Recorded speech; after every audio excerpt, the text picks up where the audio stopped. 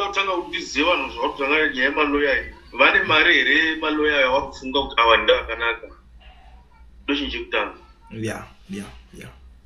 maloya anogona kunge ariko ari kuita series but hatigone kumaona kuti ndo nemhaka yekuti akatsvagwa nemusoro muhoperi pamusoro pekurarama kwedu especially in politics. Kana ukajoina politics, if you are a politician you know much more better kuti politics haisi church, unosangana nezvakasiyana siyana, unovengwa nevanhu vasina mhosva newe, vasina kutadzira. Kulian TV. Muri yaZimbabwe ndadzoka nema updates manyama inini munoziva kuti ndiri munhu wekuti zviri zvema updates takachimaster tikachibata kuti saka zvatinoita atidi kuti mujambirwe musazoziva zvinenge zvichiitika. So manhero anaya tichingotanga munoziva kuti one monya ndinosumudza ZANU-PF nenzeve kudai so ndo pandairovera pasi kuiti bwa. Saka kana uchinge wauyawo panapa wakafanana neni une chibhanditi chekuziva kuti unodedzera kuti pasi neZANU-PF kubva makuseni kusvika manheru. Tanga nekulike this video right now kuitira kuti ZANU-PF yacho iboikane. So nyaya iri panapa yakamira yakadai so muri yeZimbabwe ndisandapinda ma-updates ndisandafonera nevanhu vakawanda vandoda kukomenikira nawo. Today I've got a lot of surprises. Rekedza tingogara tangoonesana kuti zvone mangwana izuva ratiri kuzonosangana zvekare kumatare kuRandburg Magistrates Court. Toda kumbononingirikana nyaya yaComrade Nyoka Yemabhunu iri kudzoka mukoti. Sekutara kwatakambozvita paipai kuti imwe chauya musi wa20 imwe izoya musi wa20 chakadaro. Saka tomorrow is 20. Comrade Nyoka Yemabhunu will be in court again. Ndo nyaya yamamirira yakaita iko zvinezvi. I understand kuti a lot of people are asking kuti saka zvinhu zvichazofamba sei, zvinhu zvichazonyatsoita sei. Asi inini kana muchinge maona ndatoya kudai so ndo patinenge tichitoda kuti tigare tichionesana vanhu tichiziva ma-updates. Musazojambira musazoti nyaya dzacho dzanga dzambonyararika. Isusu ndo zvatakanakira. We are the voice of the people. In fact imimi tisu tingori voice renyu, imimi ndimi munoningirikana zvinhu zvacho zvinenge zvichiitika. So today I just want to call someone panapa timbonyatsoningirikana tichikurukura mumbonzwisisawo. I know kuti vazhinji venyu munenge mune kakuda kunyatsonzwisisa kuti what exactly is going on and zvichanyatsoFamba sei. Hello Pakulian TV. Yes baba Kulian kulisei baba bobo zvekuti maswera sei kwamuri koko. Aiwa isikuno zvokufara chaizvo. Aiwa zvinokudzwa. So mangwana is the court day for Comrade Nyoka Yemabhunu. So nhasi ndachingopika marandom viewers vazhinji vatinogara tichicommunicate navo in terms of nyaya vanhu vatinavo in this struggle. So ndinonyatsonzwisisawo kuti ameno nyaya ipa yaveko zvinezvi muri kuionawo sei. ndoda kungonzwawo side renyu of the ningirikeni titry kusimbisana tionesanewo nevamwe vanenge vakuita kakuneta patakusvika iko zvinezvi nenyaya yekwaComrade Nyoka. Chekutanga ndinotenda Kulian, ndinotenda kutaura newe. Ndafara chaizvo ngachitaurawo newe zuva ranhasi. Chekutanga ndotenda vana venyika yeZimbabwe vari muno muSouth Africa vari kutsigira vaNyoka Yemabhunu. Nyaya ndichiiona inyaya inokundika, hakuna chinoitika chisingaperi. Uyezve tikabatana chete semaZimbabweans nyaya idoko inopfuura ende inodarika. Tichazozvirangarira zvatodarika Nyoka Yemabhunu apanze. Asi tikaita mukakatano wekudhonzerana kuti umwe ari kudhonzera umwe ari kudhonzera poita confusions, mumwe vanhu vanoramwa ende zvinozogona kuperera munzira ende chiri chido chevanhu vezvigananda zvinozopinda pakati wakatozomutora ukaenda naye.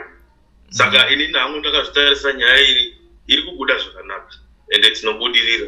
Mukomana haaendi kumusha, ndakaitarisa nyaya iyi. Nemhaka yekuti kana zviri zvandonyatsoziva hangu nyaya dzemapepa zvinhu zvinogadzirisika. Of course imhosva asi zvinhu zvinogadzirisika. Uyezve Nyoka Yemabhunu akauya muno nenyaya dzepolitics. Saka kana kuri kunzi dare rikanyatsotariswawo nezvenyaya iyoyo nesaidi renyaya dzepolitics, mukomana haadzokere kumusha. Saka ndinekurudzira ndinayo muzuva ranhasi yanguya ndinaye kuti maZimbabwe ngavasara setari sezvo vanga vasikogara vachingoita mazuva ese ngavaende kwanyoka yemabhunu tinosangana ikoko mangwana. Kune avo vane muono wavo wega, aiwa sarai muriko, isusu chitima cherwendo hachisi kumira tichikuenda kumberi. Okay, so munoto kudini nyaya yavanhu ava vanga vari kunetsana nyaya yacho iyi. What's your take on that? Vari kurwirana kuti yakati hey inini mari dai yasvikira kwandiri uyu akataurawo zvake ava vakadai. Munoto kudini nyaya because ndiona zvazvaitaka kuaffecta vanhu panguva yatitoriyo iye. Aiwa avo ndavana chabangu avo vanotengwa, ndavana chabangu hatinei navo ndatisunobvatarisa hatina kana basa navo because vakurwira nyaya dzemari. Unoona zvinoitika muno munyika yeSouth Africa especially ukazvitarisa vose vari kuita tumaskirito tunozvitarisisa kuti vari kupi vari muno watoo nenzira yekutanga sezvinonzi waratotsvaga mari nenzira iyoyo. Izvo tozviti pasi nazvo zvekuvasungata vanhu vari kudatodya mari hatinei navo. Ndirini ndakazvitarisa inini inyaya itondibvisa shungu nehasha handikonangurwa munhu but zvinhu zvinorwadza zvavari kuita varuma watori nemuono wavo wega uda kutodya mari. Ndo vanhu vari offside dzavana chabangu ivava zvigananda vanenge vakatopuwa something or else vakutoda kutomoya vanhu mari nenzira isiriyo of which one isisi tiri kuziya munhu atakatanga nechinhu ichi uye zvaitiratidza gwara chairo kuti zvikudai. Seinini kubva pekutanga maupdates ndinomaverenga each and every time handirasisike nevanhu vauya zuravo vanotanga kuti hanzi chinhu ndochi ndinoda kuvhura yangu channel. Uda kuvhura yangu channel nhasi sorry ndakuenda kure asi nokuti zvangu vanhu ivavavo handinei navo ndiri kuramba ndakatarisa kumberi kwandiri kuenda. Ya because papa kutotivhiringidza kakuti munhu anongomuka manhasi ongoti ndakuvhura yangu tikati aizvi tikurwira kuti comrade nyoka yemabhunu abude vanhu vakurwira nyaya dzechannel. Zvakaoma. Ya zvakaoma. Because isusu tikufokasana zvinhu zvishoma. Nyaya iripo ndeyekuti tiri kuti ZANU-PF ngaibve taneta nekuti nyika iri kukanganiswa nditi. Tobva tati alright, who is the commander aripo pamberi is comrade nyoka. Commander abatwa. Now we are fighting kuti tibuditse commander. Munhu akuya kuda kufighta channel, you know. I don't know. Inzwa kulendi. Vamwe vanhu havasi vekutarisa, vamwe vanhu vanotopenga vakatarisa. Ndosaka waiona kana panguva yechimurenga chaiyo kuna vamwe vanhu vaiurayirwa mahara nenzira idzodzidzi. Ndo vanhu vaitourayiwa chaivo. Usabvunze kuti magandanga aiuraya vanhu aiurayira vanhu madyikire sadza. Ndo nzira yavaiurayirwa nayo yekutanga kuda musaga kwavaiita. Saka inini ndandokurudzira varume vari kuenda pamberi pedu apa ngavaramba vakafokasa ngavasarozetariro ngavasadini kuteerera zvinhu kwasungata izvi. Hakuna munhu chaanoda kutifaitira nyoka yemabhaunu akuti abude ari kutaura kuti ndakuvhura yangu channel. Who are you? Uri kuivhurira kuti tiite sei? Ya ipapo ichokwadi. Uda kuti vanhu vaite sei? Vakuteere kuti urikuda kuita sei? Une here zvawakamboita kumashure zvinodza kuti iwe waida kusunungura nyoka yemabhunu. Ende ukada kuzvitarisisa munoona zvikoleni kana chiitika nyaya idzi ndinotarisa masaidzi ose. Handisi kuti ndikutsigira munhu wane mhaka yekuti ari kugona kana kuti ndinotarisa kuti munhu ari kupamberi uyu. Of course vanogona kumuti wakura hakuna munhu ari perfect ndinobvumirana nazvo but tarisa zvakanaka zvaakamboita. Saka usakoya pamhepo tanga kuti ndakutovhura yangu channel. Because tikatotarisa kuti uda kuvhura yako channel chii chakamboitika kumashure. Ane nyaya dzakachitenderedza kamurume ari kutaura nezvake haasi iye ega. Pane varume tu vamwe vacho anchavati handisida kutaura zvamukuita pano. Varoda kuvhiringidza chinhu. Saka ukada kuvhiringidza chinhu munomujoni vakomana munourayana. Chokwadi. Tichateerana one by one tichikuwadzana nenhau dzine chida kutangwa because kufaitira kuti nyoka yemabhunu abude vamwe vanhu vanoda kudzisa chinhu kumashure. Alright, paita imwe nyaya futi yenhigirikini yanga iri kunetsa nyaya yemalawyers. Makainzwa nyaya yakatendera vanhu vachiti malawyer akaiswa ari wiki dai paiswa mamwe malawyer anogona kunyatsopedza basa chichi hamene kana yakapfura nekwamuri. Munoto kudini nyaya iyoyo because nyaya yacho indandakunzwa pakunzi nyaya dzekunzi malawyer acho iyo ari kunzi vari kungoita zvekuvolunteer hapana mari iri kunyatsobviswa ipapa. Munoto kudini nyaya yemalawyer because vamwe vacho ainzi ndagamba kwe futi nyaya iyoyo munoto kudii tingo clear the air papa.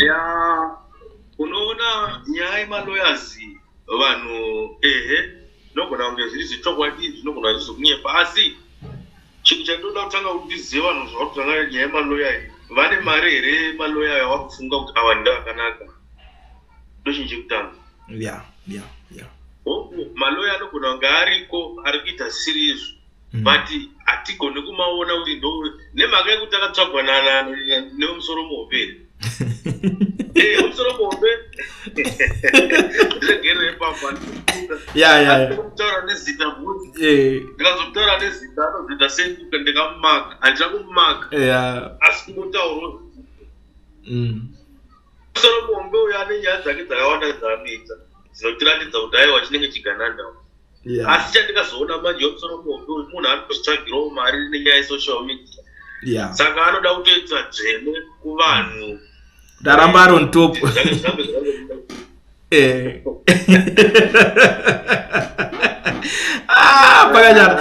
ini nangu pane iye tiri pane wemusoro muhombe ini hangu nyaya ndakangotadza kuwirirana naye i1 dzimwe dzizhinji dzangu handinyanyorina basa nadzo tingangoti dzakazoita 2 nyaya dzacho yekutanga pakanhingirikina paakakwanisa kubudikira iye panhingirina akabata kamera chake achitora vanhu akutaura kuti vamwe vese vasiri kubudikira panapa vatengwa ofuichi paipa isusu tonyazoziva zvinoitika kuti zvigananda zvine zvakatokutarisa zvinoda kutaimira kuti onhingi uri kuwanika kunoku you know the whole story kuti chii chinonyatsoitika paipa but footage tichita se tichitotora tichitoita chechi2 yakazonyanya kuzondirwadza manje yekuti iye akazotanga kubuda achiudza vanhu kuti musaende ikoko munosungwa nehome affairs vanhu makaenda musina mapepa muzosunga ofuichi toziva kuti nhamba zhinji yemazimba ari munomu mamasis mazhinji mapepa chacho vanenge vasina ini ndo pandakangoitawo problem naye ndikati aiwaka unoudzirei vanhu mashoko akadaro ende zvakamboitika kupi zvekuti vanogara ende hapana kana hwano takambonzwa takasungwa aenda kukoti ndo pandakati asi uri chiganande ndo pandakati asi uri chiganande unoita se unoshayisa vanhu simba rekuti vaende kunomira in solidarity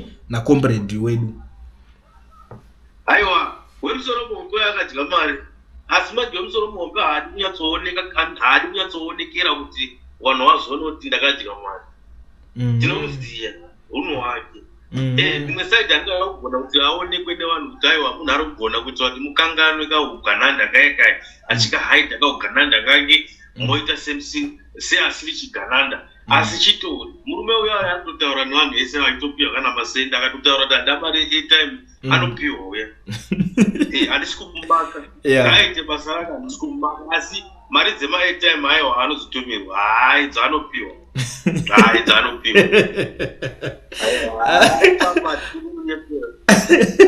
saka ndosaka kuti zona vanhu manje vachitaka kurejecta unozoita munhu akanaka sei kana uchimbopiwa airtime that's true ndonyaya ndogana chitotaura kuti aukwanisa kudya masaidi ese kuti wadya uku unofanira kunge une side ronoto inini ndiri kumira nesaidi iri woita zvinhu zvako zvoita order ipapo is true yes saka malawyers ake tine kakusava trust kuti anozotifambisira nyaya zvakanakirwa roma dambudziko rotoitika murume dakakunziwo inini ndine mari handingadai ndangotsvaga malawyers chaiwo ndiri hidden ndisingabudikire ndichingotumira maloya achiita zvaanoita kuti nyoka yemabhunu abude zvino mukomana anobva atobuda kuinterview loya racho rake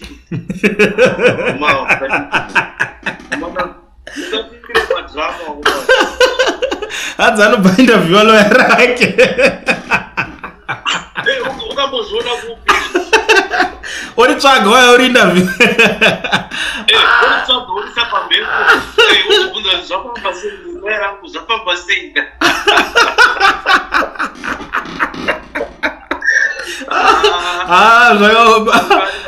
zvakaoma ndakatomboseka kapa chinzi iwe hoya wakamira sajournalist mutoro nawe here kana kuti wada kutoadresa wada kuti haijega ndigirikini chinhu chacho chese zvakaoma andinga katoudza kuti nateni ukuti panze ndakumirira makamera ndinobatidza izvo loya rinotobuda richimhanya kuti client yangu yakamira panze ingadisappointika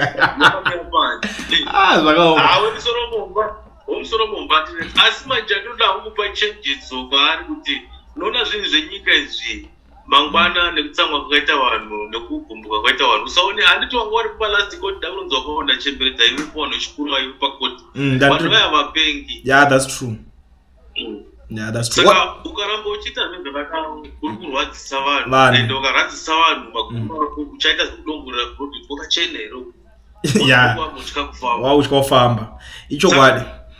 Yeah. Alright, ko pane nyaya yaningirikira. Mamsari mapedza taura.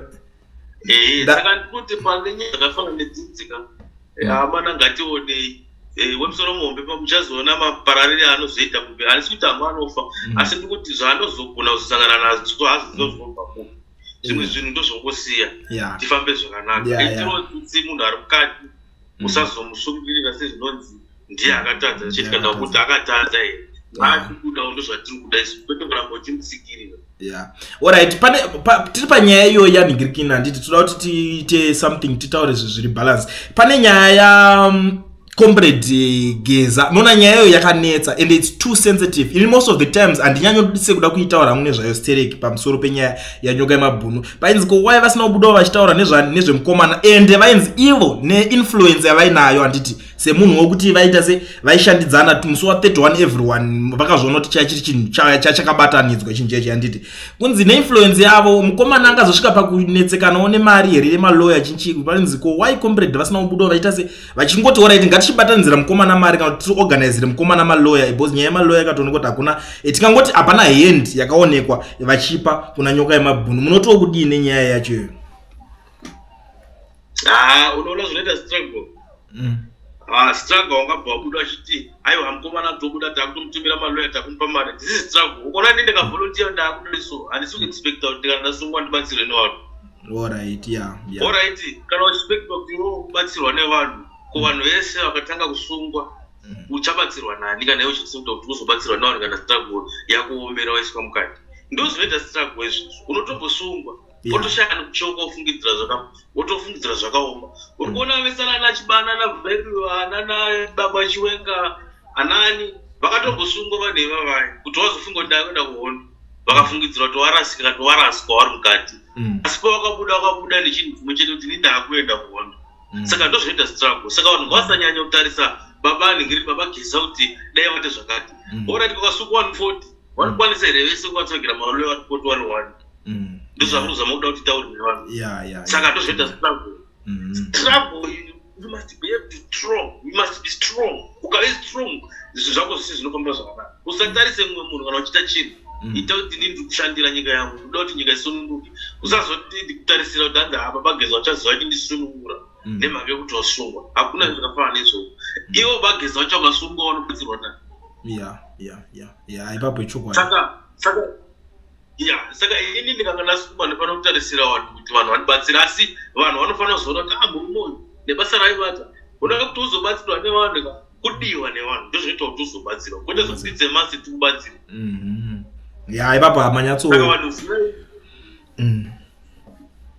ndosaka uri kuona baba Geza vasiri kumbouya kubudikira no ngavasatombouya indototsigira baba Geza kuti no ngavasiyane nazvo baba Geza vane basa rakawandisa rekuita vanefoka sometimes havasi kutorara vachinyora kuti parikudai vatone basa rakakura kudarika kusungwa nyoka yemabhunu ipapo ichokwadi ndakatomboitaurawo nyacho so I was thought kuti inini pamwe nditega ndine pfungwa dzakadaro kadzi ndichitori kudzaura kuti there is no prize for this struggle kutone vamwe vakatoenda kuhondo chako vakasvika pakutofa havana kana kukombanzetwa kana nani but vanhu vangangoti neaim imwe chete kuti toda unoita sei toda kuzonosunungura nyika uko chinchi vakatoita zvavakatoita but aiwa ipapo manyatsoonekera zvakanaka rega ndikudze muchidimbu usati wakata zvako mudhara wangu inini waigara vachitaurira kuti inini ndakasungwa ndakanopika 5 years ukubanzwa nevanhu vavaita navo panguva dzacho vakanosungwa asi hanzi pa 5 years dzandakarohwa ndaifanira kuti ndakapika 10 but pa 10 ndakabvisirwa 5 dzandakarohwa hanzi nekadzi asi politics dzavairohwa usafungidzira kuti kwakusina vanhu vakuru kumberi kwavo vaive kose vakazopika 5 years dai vanga vasingavaone here kuti varume vasungwa vakandikwatsera kuti ngavabude saka pane zvimwe zvisingaite kuti upere munhu mukati muchitadza kuita zvinhu zvakakosha kunze kuno kuti chinhu chirambe chichienda kumberi ava sometimes vatova safe jeri kwayo zvinoitika yes Bosta says no vangano kafa chipindiro mdzimba wachiro wachipisirwa imo. Yeah, Vakani. Kana ndo wakujeri wakuzira kuti kuno chese chazoitika kwauri kujeri tinofana kubvunza kuti zvakafamba sei. Yeah. Saka inini pekupedzisa ndinongoti aiwa nyoka mabhuna anobuda.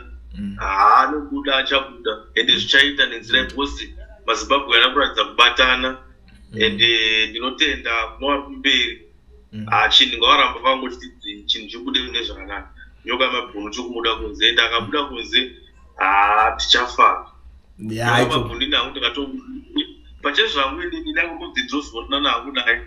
Zvakangonaka kuzomboitwa bright night chifara. Tisatapinda muzvinhu zvakawanda. Chokwadi ndakatombozvitaura ndikatoti kana achimwa inini ndokona kumitira kana crate achimwa kuti ambotaurawo one day because tatomusuwa zvechokwadi tamusuwa panze panapa. Yeah. Icho chechokwadi. Tatosuwa kuti muchamanya zviri legendary yeah. All right, thank you very much maita basa nekubatika nekuwana time tichikurukura nyaya iyoyi. Aiwa ndinotenda kule nhasi ndafara chose kutoona uya pamhepo saizvizvi. Vanhu vangoramba vakashinga tinogona chete. All right, thank you. Thank you.